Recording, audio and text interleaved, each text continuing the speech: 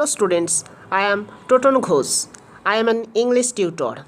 I live at Bardhaman in West Bengal. If you want to contact me, you can contact me through this email ID totonghoshacademy@gmail.com. totonghoshacademy@gmail.com. Are you looking for a competitive English teacher? So you can contact me through this email ID. I give special focus on English grammar and writing skill. So now let's get to the topic. At first, let me recite the poem, though it is very difficult for all of us to pronounce the exact sound. Queen Querme of Nineveh from distant Ophir, rowing home to heaven in sunny Palestine with a cargo of ivory and apes and peacocks, sandalwood, cedarwood, and sweet white wine. Stately Spanish galleon coming from the isthmus, dipping through the tropics by the palm green shores with a cargo of diamonds, emeralds, amethyst, topazes, and cinnamon, and gold moidores. Dirty British coaster with a salt-caked smokestack butting through the channel in the mad March days with a cargo of tin coal, road rails, pig lead, firewood, ironware, and cheap tin trays. Although I have recited the poem, though most of you cannot understand the meaning of the poem. Now let me summarize the poem. Then it will be easy for all of you to understand the poem in a better way. In this poem, the speaker imagines a whole history of cargo ships carrying different things across the seas. Each verse gives us a different kind of ship in a different time in history and a different place with different cargo. Some of the words might be unfamiliar when you first read the poem. Don't worry too much about their meanings or whether you say them correctly. Just enjoy their sounds and the exotic impression they create. How are the words and pictures in the final verse different? In the first stanza, the poet explores ancient ships and ports from the Bible and the various items they could have been transported from Ophir. These include apes, peacocks, and sandalwood. The second stanza brings in a Spanish galleon and the gemstones this particular type of ship would have carried. These two different periods in history are juxtaposed with one another as well as with the final. The poet describes a more contemporary dirty British ship that carries coal and cheap uninteresting items. Now let me recite the first stanza again. Then I will discuss it in detail. Queen Querme of Nineveh from distant Ophir, rowing home to heaven in sunny Palestine with a cargo of ivory and apes and peacocks, sandalwood, cedarwood, and sweet white wine. In the first stanza of Cargos, the poet uses several words that readers might not know. He starts off by describing Queen Querme of Nineveh from distant Ophir. The word Queen Querme refers to a Roman galley with 5 banks of oars on each side. According to the Free Dictionary, they were common ships of the period. These ships were from Nineveh, an important city in the Assyrian Empire, and from Ophir, a port that's mentioned in the Bible. It's associated with King Solomon and the story of his receiving cargo from there every 3 years. The items included sandalwood, gold, and apes, and peacocks. These are all things the poet mentions in the following lines. With this reference to the Bible as well as the biblical connection to Nineveh, it's important that readers consider this first stanza to have religious or at least historically religious undertones. The first stanza is filled with imagery. From the apes to the sweet white wine, readers are given a very layered and interesting image of what a cargo ship was like at this period in history. The next two portraits of cargo ships are quite different. Now let me recite the second stanza of the poem. Stately Spanish galleon coming from the isthmus, dipping through the tropics by the palm green shores, with a cargo of diamonds, emeralds, amethyst, topazes, and cinnamon, and gold moidores. In the following lines, the speaker moves into the discussion of another type of cargo ship from another period in history, the Spanish galleon. This was a large Spanish ship that was used as an armed cargo carrier from the 16th to 18th centuries. These ships carried different cargo through a different part of the world. Again, readers are given several good examples of imagery. The speaker describes topazes and cinnamon and gold moidores. The word moidores is also likely unusual for most readers. It refers to a gold Portuguese coin. This period of cargo appears to be focused primarily on wealth. The gemstones are contrasted against the palm green shores.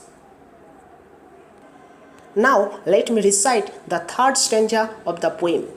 Dirty British coaster with a salt-caked smokestack, butting through the channel in the mad March days with a cargo of tin coal, road rails, pig lead, firewood, ironware, and cheap tin trays.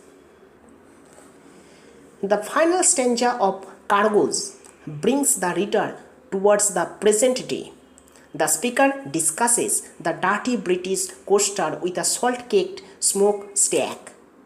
Gone are the massive Spanish galleons and exotic-sounding Queen Quereme of Nineveh. Now readers are presented with a dirty ship that's putting out smoke and butting through the channel. There is nothing romanticized about this image of a cargo ship. Clearly, the speaker has a different image of the present than they do of the past. The ships no longer transport gemstones, apes, and peacocks. Now they carry coal along the river Tyne and ironware and cheap tin trays. These unappealing items do not speak to the reader's imagination in the same way as the previous stanza did.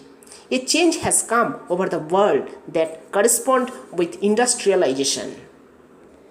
Now I will discuss some important words from the poem like Queen Quereme, Nineveh, Ophir, Palestine, Galleon, Isthmus, Amethyst, Topazes, Moidores, Coaster, etc. Now let me start. Queen Quereme. Large. Queen Quereme means large Greek, Roman and Carthaginian ship used between the 1st and 4th centuries BC to wage war. Three tiers of oarsmen on each side of the ship propelled the vessel. On its bow was a ram to batter enemy ships. Next, Nineveh. Nineveh means it is a capital city of the ancient empire of Assyria. Assyria. Nineveh was on the east bank of the Tigris River in present-day Iraq. Ophir. Next word, Ophir. Fabled land of gold referred to in the Bible. In the books of Genesis, Kings and Chronicles, evidence indicates that Ophir was in India, Africa and Pakistan. Israel's king Solomon received cargoes of riches from Ophir. Next, Palestine. In ancient times, a region on the eastern coast of the Mediterranean that included parts of modern Israel and Jordan. It was occupied first by Canaanites and later by Hebrews and Philistines. After Hebrew tribes united, they defeated the Canaanites and later the Philistines and formed the nation of Israel under King David. Solomon, David's son, succeeded him. Next word, galleon. 3 or 4 mustard sailing vessels used to wage war and haul cargo. It was developed between 14th and 16th century. Spain and Portugal built the largest ship of this type. Isthmus, strip of land in a body of water that connects two large land masses. In the poem, Isthmus refers to the Isthmus of Panama, which connects North and South America. Amethyst, next word, amethyst, purple variety of mineral quartz, valued as a semi-precious gem. Next word, topazes, gems formed from a hard mineral. Topaz may be colorless like a diamond, or yellow, blue, brown, or in rare instances red. Heat treatments can change its color. Moedores, gold coins minted by Portugal beginning in about 1640 century. Coaster, vessel that ferries cargo and passengers from one point to another along a coast. Salt caked means caked with a salt from the sea. Next, channel, English channel between England and France. The French call it La Manche, L-A La, next Manche, M-A-N-C-H-E. Next, Tyne, river in northern England formed in Northumberland from the confluence of the North Tyne River and South Tyne River as it flows to the North Sea. It passes through coal fields and ships plying the Tyne frequently carried coal. Next, pig lead, crude lead extracted from ore and poured from a smelting furnace into an oblong mold to form a block of lead known as pig. Now I will say something about the theme of the poem. What ships carry reflects the culture, government, lifestyle, and technology of civilization over the centuries. For example, in ancient biblical times, stanza 1, oar-propelled ships, Queen Quaramis transported ivory, sandalwood, and cedar wood. Construct, outfit, and maintain the palace and other buildings of King Solomon. They also carried exotic animals and wine to entertain him and his court. After Columbus discovered the New World, 3 or 4 mustard sailing vessels, galleons from Spain and other countries, carried from the Americans the prizes of exploration or exploitation, as well as the spoils of war against native peoples or enemy ships. Their cargoes of gems, spices, and gold coins enriched the lives of the royalty and the nobility. Early in the 19th century, commercial steamships traveling along coastlines hauled coal and wood to heat the homes of the masses or to fire the furnaces and of factories manufacturing the tools and other products of a technically advanced civilization. They also carried materials to construct railroads for the transport of goods on land. Commoners as well as kings and counts shared in the benefits of ship cargoes. Now I will analyze the poem in detail. Cargoes is a short lyric poem consisting of 3 5-line stanzas. each of which describes a different kind of ship. The first two lines of each stanza describe the ship moving through water. The last three lines list the different cargoes the ships are carrying. Stanza 1 is a quinquereme, means a large vessel which people like the ancient Phoenicians employed to trade across the Mediterranean Sea. These ships were propelled both by the wind and by men rowing. The prefix queen may refer to the 5 banks of oarsmen arranged vertically on each side of the ship, more probably because 5 banks of oars would get hopelessly entrenched. It refers to the 5 oarsmen manning the 3 oars in each vertical row. Miss Field's ship departs from distant Ophir, a region in either Arabia or Africa at the southern end of the Red Sea, and is being rowed to northern end of that sea. The ship's goal is a happy one, for Palestine is a safe haven and its skies are sunny. This boat carries a cargo of animals, birds, exotic woods and wine. Masefield found many of his details in the Old Testament. Nineveh, an important Assyrian city, is often mentioned there. And many of the details of the stanza come from kings, ivory, apes, peacocks, cedars. That chapter also mentions drinking vessels. In stanza 2, the poem moves ahead about 2000 years to the 16th or 17th century and changes its focus to the West Indies. A galleon was a large sailing ship often used in trade between Spain and Latin America, a part of the world Masefield himself knew well from his days as a sailor.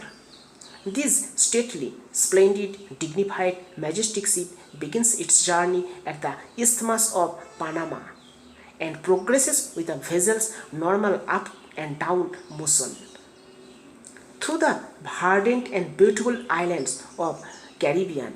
Its cargo contains precious emeralds, diamonds and semi-precious stones, spices and gold coins. A moedor is a Portuguese coin. The word means literally coin of gold. In stanza 3, the British ship is not so pretty as the previous two. It is dirty, not so big. A coaster is a small ship designed cheaply to carry goods along a coastline, not on the high seas. This coaster is propelled by a steam engine. It has a smokestack and it moves through the English Channel with a force and motion that resembles an animal's butting with its head. Part of its cargo are things to burn: wood for fireplaces and coal mined near Newcastle upon Tyne on the eastern coast of Britain. The rest is metal that has been processed and manufactured, perhaps in the British Midlands, not far from Newcastle. Metal rails with which to build railroads, tracks, lead ingots and or pigs.